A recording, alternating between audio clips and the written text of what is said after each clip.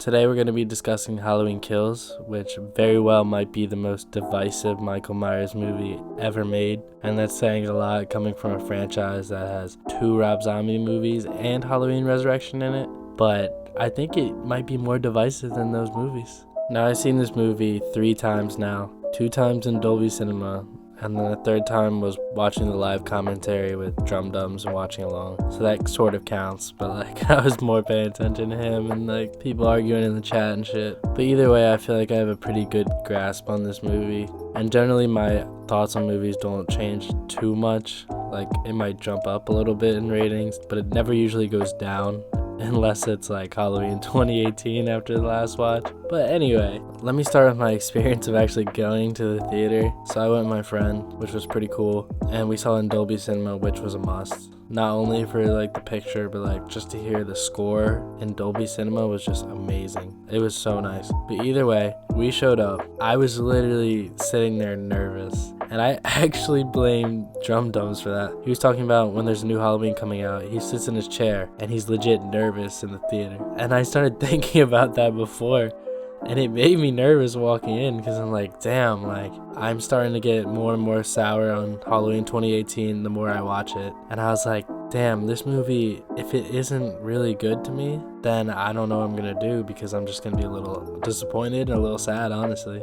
I'm here to tell you that is not the case at all. When I walked out of that theater, I was definitely very satisfied with the movie, but I wasn't really sure how satisfied I was, just because with Halloween 2018, I saw the movie and I walked out and I was a little disappointed. I had a lot of problems with the comedy and stuff like that, and some parts just felt a little off to me in general. Plus the audience kind of annoyed me, which happened here too. But either way, I didn't want to just judge the film right away. I wanted to let it sit. So my initial thoughts when I walked out was, damn, that was pretty good. And I'm definitely happy with what I got.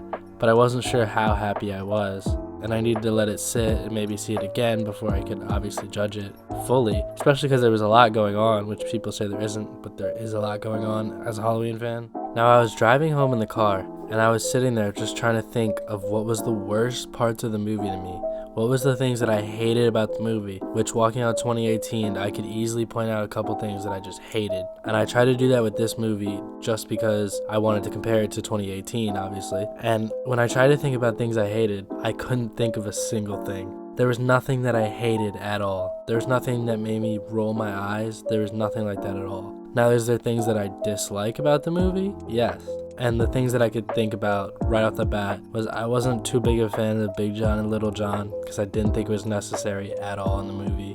I think we can do without that personally.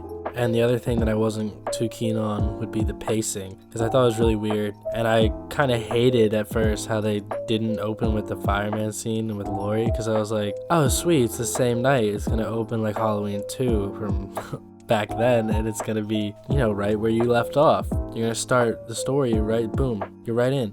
No games, no nothing. But they didn't start with that. They started with Cameron, and then they started with the flashback, and then they went to present day. I thought that was kind of weird as fuck, but I will say on the second viewing, it does feel much better. Probably the worst offense in the movie to a lot of people is the whole evil dies tonight thing, which I definitely am not a fan of. But honestly, the second time I was watching the movie, and then the 3rd time, I was kind of just laughing at it, especially Tommy, because Tommy's just so over the top crazy. At a certain point, it's kind of enjoyable. I swear, the second time now, in the beginning of the mob scene, I was laughing my ass off because Tommy literally runs out of freaking hospital lobby and he's going after the guy, the mental patient. But he literally of course he says evil dies tonight, but the way he says it, it's he runs out of the room and then he's like, oh fuck, I forgot to say the line, and then he says it. I couldn't help but laugh so hard the second time. I swear they're making a joke out of it at certain points. I'm telling you, watch this movie again and just focus on Tommy's face and his eyes and tell me you're not gonna laugh your ass off, because just the way he looks the whole time,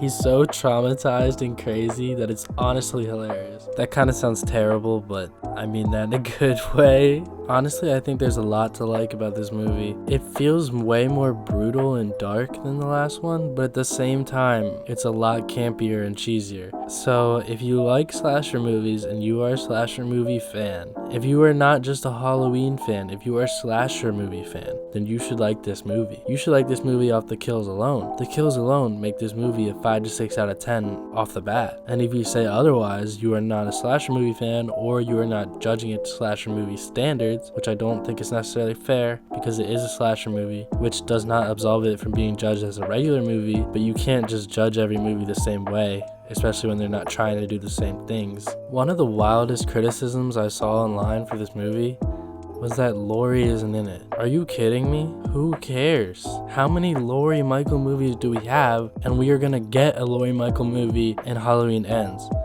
So why do you want another Laurie Michael movie? We just had one. That was the last movie. It was more a Laurie movie than it was a Michael movie. Why do you want that again? I'm so glad that Laurie is not in this movie, like, at all, because she doesn't need to be, and the way she's used is perfect, because every time she pops up, you're like, oh, Jamie Lee Curtis, and she's great. But otherwise, the story doesn't need her, and we need to set other people up, such as Allison, who is used really well in this movie and is becoming a total badass, as everyone knows. I've seen some people say that Karen isn't dead. Hate to burst your bubble, but bro, she's dead. She died, and she died in the test screening. She's dead. And honestly, that's okay, because one of them had to die. Otherwise, there would be not nearly as many stakes, and there would not be nearly as much of like a reason for Halloween Ends to exist, because now we have Laurie and Allison who are going to be riled up to hell and totally ready to take Michael down. Another complaint that I've seen, which I actually did agree with the first time that I watched the movie, was that the legacy characters were killed off way too fast and they didn't really use them that well. But when I watched the movie the second time, and really it kind of hammers in along with the Laurie part, basically I think that they were going for that nobody matters at all, because it's evil. It doesn't matter who you are. It doesn't matter if you're a legacy character. It doesn't matter if you're Laurie Strode. Like, they hammer in this movie that Michael is not coming after Laurie, which was obvious if you pay attention to 2018. But for Laurie and her character, she thinks that Michael's coming after her, and she's terrified of that. And she basically had to be put in her place and told, no, Michael isn't coming after you. So when they use the legacy characters and they die quick, I'm perfectly okay with that now, because you got to bring these actors back and they got to come back to the franchise and have fun. They got to be on set, they got to be in a new Halloween movie, they get money, they get all this, they get some more fame, but then they also get used as kills in a way to show that it doesn't matter who you are. It doesn't matter the trauma Michael has caused to you. It doesn't matter how long it's been. It doesn't matter how important you were to the story. You can die, and you will die. I really think that part of the disappointment for the movie comes from people watching every trailer, every TV spot, looking at behind the scenes shit, Jamie Lee Curtis spoiling stuff on Instagram.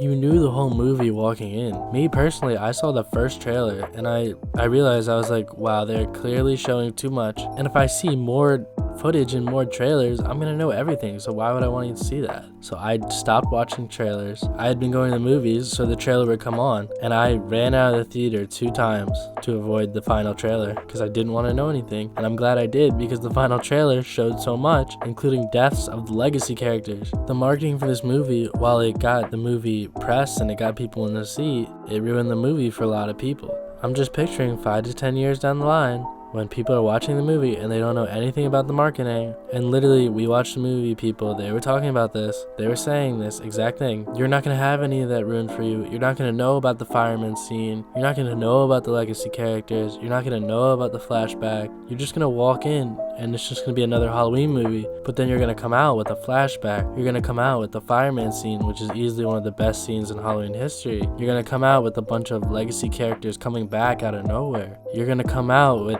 freaking Karen getting killed. You're gonna come out with an extended mob. Like, they took what Halloween 4 did with the mob and they did a full fleshed out version of it, really. So you're gonna come into this movie with a whole different perspective, and I guarantee you're gonna like this movie a lot more. I haven't even talked about Michael yet. Michael was incredible in this movie. He was the best version of him there has ever been, hands down. Obviously, you gotta give credit to OG Michael, and you have to give credit to the OG actors, but that doesn't mean that this portrayal of Michael isn't a little better. That might be a little controversial, but hey, that is just my opinion. But really, when he looks looked at the black lady from the old couple, the way he looked at her before he grabbed that fucking light tube, I don't know, man.